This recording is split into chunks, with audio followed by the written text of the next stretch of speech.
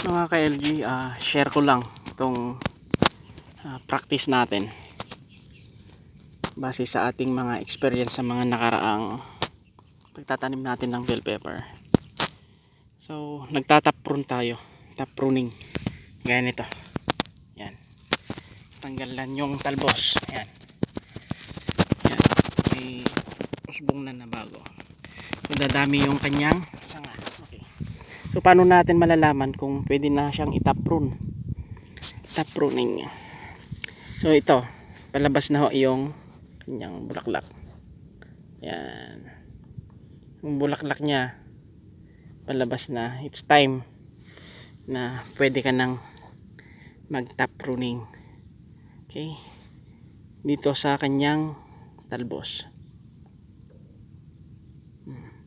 Ito siya. Yan.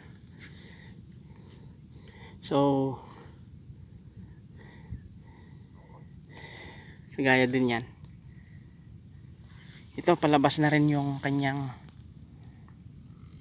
bulaklak, pero mga 1 day o 2 days pa yan siguro. Yan. So ito na po yung ating bell pepper.